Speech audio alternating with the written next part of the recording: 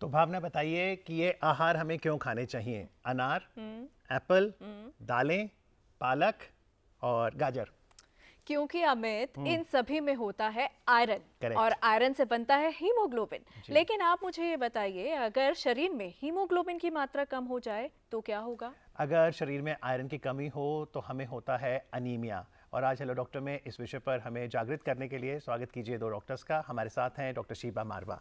नमस्कार। नमस्कार। आप हैं एसोसिएट प्रोफेसर गायनोकोलॉजी सफदरजंग अस्पताल से। और हमारे साथ हैं डॉक्टर अशोक कुमार। नमस्कार, आपका स्वागत है। आप हैं director professor and HOD gynaecology doctor RML hospital से। डॉक्टर शीबा, आपसे शुरू करते हैं। अनीमिया क्या है, खून की कमी, और भारत में कितनी प्रेवलेंट है? अनीमिया एक ऐसी स्थिति है जिसमें हमारे शरीर में खून की कमी हो जाती है और उसमें जो हीमोग्लोबिन की मात्रा है वो जो नॉर्मल मात्रा है उससे कम होती है। और ये हमारे भारत देश में बहुत ज़्यादा प्रेवलेंट है। अगर हम पूरे विश्व में देखें तो 1/3 यानी कि 30% लोगों में होता है, पर भारत में ये 50% लोगों में होता है। और इसमें लड़कियां, गर्भवती औरतें, इन छोटे बच्चे, इनमें सबसे ज़्यादा। पुरुषों में भी है? पुरुषों में भी है, लेकिन इनमें ज़्यादा मात्रा में पाया जाता है। तो डॉक्टर, ऐसा क्यों है कि बच्चों और महिलाओं में ही ये ज़्यादा देखी जाती है कमी? महिलाओं में इसलिए ये प्रॉब्लम देखी जाती है कि आप उनके लाइफ साइकिल को अगर आप देखेंगे, उनके हर लाइफ साइकिल में ऐसी स्टेजेस आती हैं जिसमें नेचुरल ब्लड लॉस हो रहा है। और दूसरा, उसकी जो न्यूट्रिशन है और बच्चों का भी जो न्यूट्रिशन है वो already as compared to males थोड़ा सा कम होता है, ऑन लोअर साइड होता है। तो न्यूट्रिशन कम होना और जो उनकी अवस्था है, जैसे महिलाओं में माहवारी होना, फिर प्रेगनेंसी होना, उसके बाद फिर वो बच्चों को दूध पिलाते हैं, ये सब चीज़ों से जो डिमांड उनकी बढ़ जाती है तो वो कोप अप नहीं हो पाती हैं जो उनकी डाइट है या न्यूट्रिशन है। जी, और इसलिए बहुत ज़रूरी है कि हम अपने शरीर में जो आयरन की, हीमोग्लोबिन की मात्रा है उसको ज़रूर मेजर करें। यदि आप आज अनीमिया पर डॉक्टर अशोक, डॉक्टर शीबा से कोई सवाल करना चाहें तो हमारे स्टूडियो का नंबर नोट करें। 011 दिल्ली का STD कोड और नंबर है 23097532। 011 is our code and number is 23097532। तो डॉक्टर शीबा, जैसा कार्यक्रम की शुरुआत में हमने कहा, सबसे पहली प्रिवेंशन तो यही है कि हम अपने आहार में आयरन रिच डाइट लाएं। तो आपके हिसाब से कौन से ऐसे आहार हमें शामिल करने चाहिए? तो जैसे आपने पहले बताया था कि हमें गाजर लेनी चाहिए, हमें हरे पत्तेदार सब्जियां जैसे पालक, उसको अपने आहार में शामिल करना चाहिए। हमें सिट्रस फ्रूट्स जैसे कि संतरा, लेमन, क्योंकि ये आयरन की एब्जॉर्प्शन बढ़ाते हैं, तो ये लेने चाहिए। और हमें लेंटिल्स और लेग्यूम्स जैसे बंगाल ग्राम होता है, राजमा होता है, दाल होती है हरी वाली, वो लेनी चाहिए। पर जैसे ये सारे प्लांट बेस्ड आयरन हैं डॉक्टर साहब, जो नॉन वेजिटेरियन हैं उनमें भी आयरन के ऑप्शंस हैं? ये नॉन वेजिटेरियन के लिए तो बहुत अच्छा है। रादर नॉन वेजिटेरियंस में एनीमिया कम पाया जाता है बिकॉज वो non vegetarian source, meat, egg, ये सब हैं, बड़े रिच सोर्स हैं एनीमिया के फॉर आयरन। तो आयरन अगर ये इसमें बहुत अच्छे से अगर मिलता है, आपकी डाइट में है। हम नॉन वेजिटेरियन का मतलब है कि आपकी मील में नॉन वेजिटेरियन होना चाहिए। ये नहीं कि हफ्ते में या एक महीने में एक बार खा लिया तो आपका आयरन सोर्स पूरा हो जाएगा, वो नहीं है। आपकी मील रेगुलर होनी चाहिए, तो it is a good source of iron. जी डॉक्टर शीबा, ये हमें कैसे पता चले कि हमारी बॉडी के अंदर आयरन की कमी है या हीमोग्लोबिन की कमी है और अनीमिया हो सकता है? बिल्कुल, इसमें सबसे पहले जो हमारे सिम्टम्स आते हैं जिसको हम मोस्टली अनदेखा करते हैं, वो होता है थकान होना। हमारा मन नहीं लगता, हमें जल्दी से हम थक जाते हैं, हमें थोड़ा सा भी हम काम करते हैं उससे भी हमें थकान हो जाती है, फटीग, बहुत जल्दी थक जाते हैं। और ये इसके बावजूद कि हम बहुत खाना भी खाएं और हमने पूरी अपना आहार लिया हो, लेकिन फिर भी हमें बहुत जल्दी थकान हो जाती है। जब ये हीमोग्लोबिन की कमी बढ़ जाती है, फिर हमें और फीचर्स आने शुरू होते हैं, जैसे कि हमें सांस लेने में दिक्कत होनी शुरू हो जाती है, हम नॉर्मल एक्टिविटी करते हुए भी थक जाते हैं। ऐसे नहीं कि बहुत ज़्यादा काम करने के बाद थकें। और फिर कभी कभी जब किसी को बहुत ज़्यादा अनीमिया हो जाता है जिसमें हीमोग्लोबिन की मात्रा 4 से कम भी हो जाती है, तो उनकी सांस उखड़ने भी लगती है और उनका हार्ट फेलियर भी हो सकता है। जी, इसका मतलब बिल्कुल हमें ये मेजर करना है। लेकिन डॉक्टर साहब, जैसे आप दोनों गायनेकोलॉजिस्ट हैं, अगर कोई गर्भवती महिला है और वो अनीमिक है तो फिर हम क्या ट्रीट करते हैं? देखिए, सबसे पहले तो हमें ये उसको डाइट के बारे में बताना होता है कि ताकि उसकी जो डाइट है, जो न्यूट्रिशन है वो बेटर हो। और जैसे भी हमने बात करी उस तरह से हम उसको बताते हैं जो ठीक है। आयरन रिच फूड है वो ज़्यादा लेने चाहिए। ठीक है। और उसमें एक और इम्पॉर्टेंट है जो कॉमनली अवेलेबल है, गुड़ चना। ओके। गुड़ is a good source of iron. Okay. तो गुड़ चना एक सिंपल और चीप मेथड है जो आप ले सकते हैं। खजूर भी? खजूर तो अब वो डेट्स तो फिर आप अच्छा। थोड़े से महंगे हो जाते हैं। अच्छा। तो वो हमारे आम जनता के लिए नहीं रहती हैं, महिलाओं के लिए। जी। तो अवेलेबल भी नहीं है इतने इजीली। तो एक तो न्यूट्रिशन और डाइट हमने उनको बताया। दूसरा है हमारे पास कुछ आयरन की मेडिसिन होती हैं, टैबलेट्स होती हैं। Okay. हम शुरू में वो कोशिश करते हैं कि अगर आयरन टैबलेट से उनको आराम मिल जाए, उनके हीमोग्लोबिन बेटर होने लगे। और अगर आयरन टैबलेट से प्रॉब्लम है या वो नहीं, वो टाइम है, तो फिर हमारे पास इंजेक्टेबल आयरन भी है। हम आयरन इंजेक्शन से भी दे सकते हैं। अच्छा। और सीवियर केसेस में जिसमें बहुत ही प्रॉब्लम है या कॉम्प्लिकेशंस हो रही हैं तो ब्लड ट्रांसफ्यूजन भी, खून भी चढ़ाना पड़ सकता है जी, उनको। हिमाचल प्रदेश से एक कॉलर हमारे साथ जुड़ गए हैं। नमस्कार जगमोहन जी, अपना सवाल पूछिए। हेलो। पहले तो आप सभी को नमस्कार। जी नमस्कार। और मैं जगमोहन हिमाचल प्रदेश से बोल रहा हूँ। जी। तो मेरा सवाल डॉक्टर साहब से ये है कि जैसे बच्चों में कुछ आलस और थोड़ा सा सुस्त रहना, उनका सांस फूलने का सिम्टम तो मैंने देखा नहीं है। क्या एक चीज मिली है मुझे अपने बच्चे में, हाथों से या पैर के तलुओं से पसीने का निकलना और सर से भी पसीना निकलना। क्या ये सब इसके सिम्टम हैं एनीमिया के? जी शुक्रिया। डॉक्टर शीबा? जी बिल्कुल, ये अगर बच्चा जो है वो चुस्त नहीं है और वो बहुत थक रहा है तो ये एक अनीमिया का अर्ली सिम्टम है। और न्यूट्रिशनल अनीमिया में और भी देखा जाता है कि जैसे बच्चों को खाने के प्रति कुछ अवर्जन्स हो जाती हैं या कुछ स्पेशल उनको मन करता है। जैसे कि कई आपने देखा होगा कि बच्चे जो हैं वो मिट्टी खाना चाहते हैं या चॉक खाना चाहते हैं जो स्कूल में जा रहे हैं, तो ये भी एक अनीमिया का एक लक्षण है। तो जिसे हमें इग्नोर नहीं करना जी। चाहिए। और बच्चे जब मिट्टी खाते हैं तो फिर मिट्टी के साथ कीड़े भी चले जाते हैं। बिल्कुल। तो डॉक्टर साहब, हमने देखा है कि अब तो किशोरों को स्कूल में ही आयरन की गोली और कीड़ों की दवा भी दी जाती है। ये अभी अभियान जो भारत सरकार की तरफ से शुरू हुआ है, एनीमिया मुक्त भारत, ये अभियान में पहले नहीं था। तो उसमें हम आयरन तो हम देते थे, इतने सालों से आयरन से टैबलेट दे रहे हैं, ट्रीटमेंट हम कर रहे हैं। तो अब ये कीड़े मारने की दवाई भी उसमें ऐड ऑन हुई है। और ये अब मैंडेटरी हो गया, मतलब आवश्यक है कि हर जो एनीमिया वाला पेशेंट है या जिसमें हम हाई रिस्क पेशेंट है, जिसमें हम एनीमिया प्रिवेंट भी करना चाहते हैं, उनको ये कीड़े मारने की दवाई जरूर दी जाती है। तो जो नॉर्मल इंसान है जिसको अनीमिया नहीं भी है तो उसको भी डीवॉर्मिंग की ये डोज दी जाती है? यूजुअली ये प्रेफर्ड है कि डीवॉर्मिंग पीरियोडिकली हमें करते रहना चाहिए, क्योंकि हम सब बाहर भी खाना खाते हैं। Okay. और हमें पता नहीं उसमें कितनी हाइजीन है या कितनी नहीं है। तो कीड़े तो सब में होते हैं। अब ये लोड हमारे अंदर कितना है उससे हमें प्रॉब्लम होती है। जी। डॉक्टर साहब, उत्तर प्रदेश चलते हैं जहाँ से विवेक जी हैं फोन लाइन पर। हेलो। नमस्कार। हाँ नमस्कार। देखा है, मैं सहारनपुर कर रहा हूँ जी। मेरा प्रश्न है, अगर कोई पेशेंट स्टोन होगा ब्लडर में तो क्या उसे अपने आयरन आयरन को शामिल करना चाहिए? तो कि स्टोन अगर बार बार हो रहा है, वो स्टोन दवाई के माध्यम से खत्म भी हो जाता है, फिर दोबारा होता है, तो किस प्रकार के प्रिकॉशन कितने चाहिए?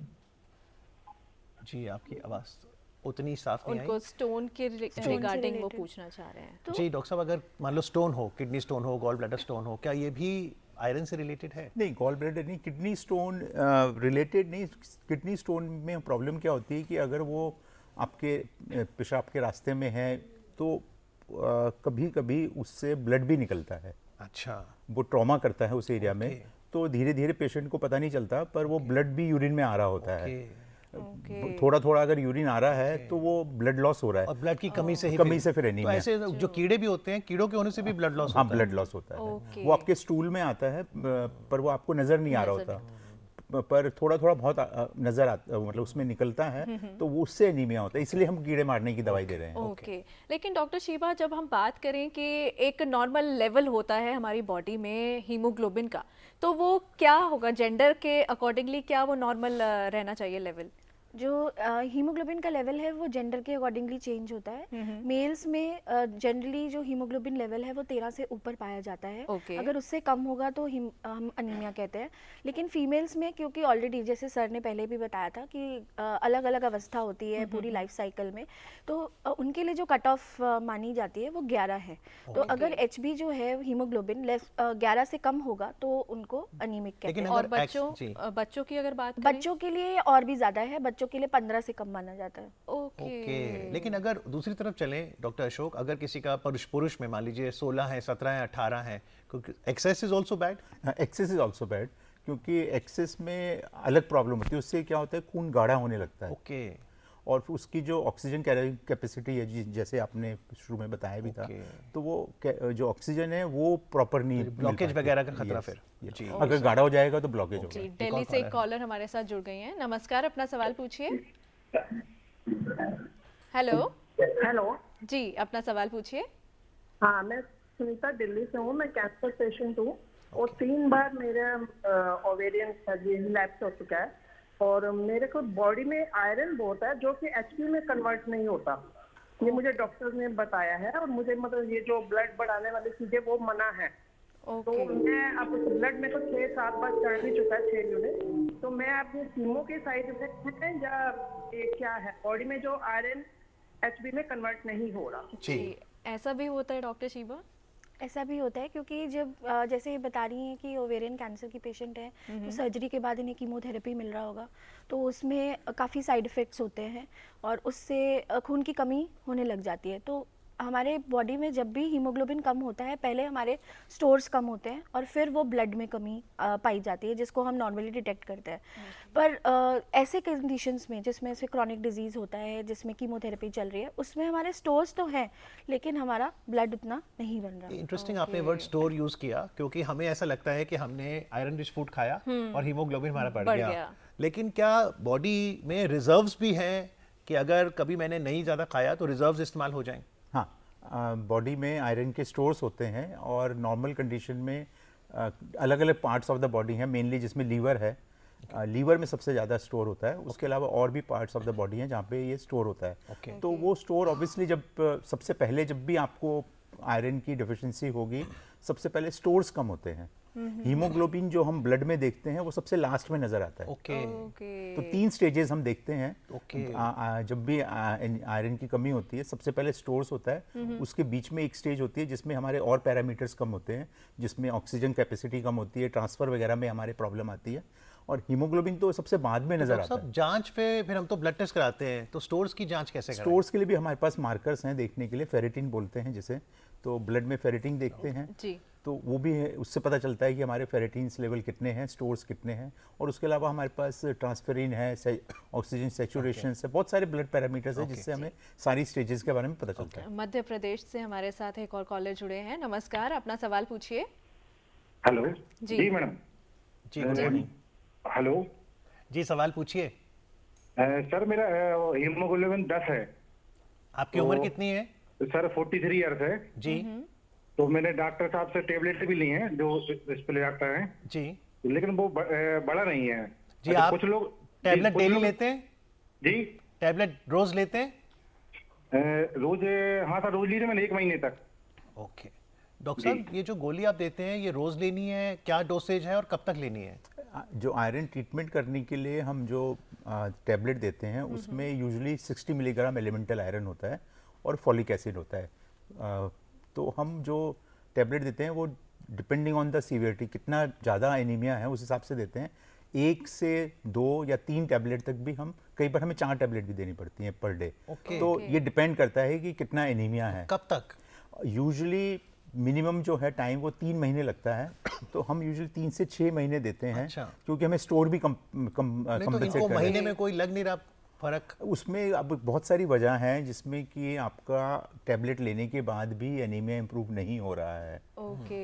या तो हम कोई और बीमारी मिस कर रहे हैं साथ में, जो वजह है जो हमें पता नहीं चल रही है, या हमारे पास जो हम आयरन की टैबलेट ले रहे हैं वो एब्जॉर्ब नहीं हो रही है, पेट में कीड़े हैं या और कोई वजह से वो बॉडी में तो नहीं ये जा जो पा रहा है। पहले बात बताई थी, आहार के साथ जब हम विटामिन सी सिट्रस लेते हैं तो वो हमें एब्जॉर्ब करने में Absorb मदद कर- करता है। ऐसे ही हमारे पास कोई हमारी कुछ हैबिट्स हैं, हम जब भी हम आयरन देते हैं ना, हम काउंसलिंग करते हैं कि उन्हें क्या करना चाहिए क्या नहीं करना चाहिए। जो उन्हें करना चाहिए उसमें है कि विटामिन सी भी साथ में लें या सिट्रस फ्रूट्स जो हैं वो अपने साथ में लें। जो नहीं करना है वो बड़ा इंपॉर्टेंट है कि जैसे आपको आयरन की टैबलेट्स खाने के साथ नहीं लेनी है, अच्छा, ओके उससे एब्जॉर्प्शन कम हो जाएगा, वो होगी नहीं एब्जॉर्ब। ओके फिर उसके साथ में हमें चाय के साथ नहीं लेनी नहीं तो है, खाने के कितनी देर बाद लेनी है? कम से कम 1 या 2 घंटे का गैप होना चाहिए।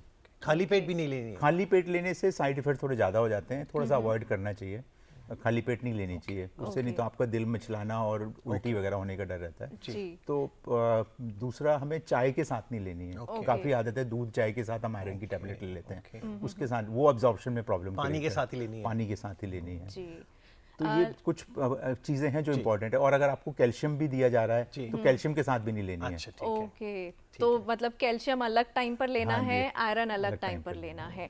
लेकिन डॉक्टर शीबा, अगर कोई डायबिटिक पेशेंट है या किसी को थायराइड है, तो उनकी अगर ये आयरन वगैरह की कुछ सप्लीमेंट्स चल रहे हैं, मेडिसिन चल रही हैं, तो उनको क्या प्रिकॉशंस लेने की ज़रूरत है? And then again iron rich food जब ले रहे हैं तो उसमें क्या प्रिकॉशंस? जो डायबिटिक और हाइपोथायराइड है, हाइपोथायराइड के लिए जो भी ट्रीटमेंट होती है वो बिल्कुल एम्प्टी स्टमक लेनी होती है, खाली पेट। तो उसमें वो आयरन से बिल्कुल भी इंटरफेयर नहीं करती। ओके और ऐसे ही जो डायबिटिक्स अपनी दवाई लेते हैं, या तो वो खाना खाने के आधा घंटा पहले लेनी होती है या आधा घंटा बाद लेनी होती है, तो वो भी आयरन के साथ नहीं, क्योंकि जैसे सर ने बताया, हम पेशेंट्स को यही बताते हैं कि आयरन की गोली खाना खाने से या तो आधा घंटा पहले या फिर 1.5 घंटे बाद लेनी है, कैल्शियम के साथ नहीं लेनी, चाय दूध के साथ नहीं लेनी। जी। ओके। और जैसे आयरन की गोली हो या जैसे आपने कहा आयरन के इंजेक्शंस, ये डॉक्टरी सलाह पे ही लेने हैं, अपने आप नहीं शुरू कर देना। अपने आप तो कोई भी दवाई नहीं लेनी चाहिए। देखिए ये तो एक रूल है, जनरल रूल है कि तो डॉक्टर साहब, फिर जैसे हमने अनीमिया मुक्त भारत का सपना देखा है और डॉक्टर शीबा ने शुरू में कहा कि वर्ल्ड में इंसिडेंस 30% है लेकिन हमारे देश में 50%। हम ये सपना कब साकार करेंगे, अनीमिया मुक्त भारत?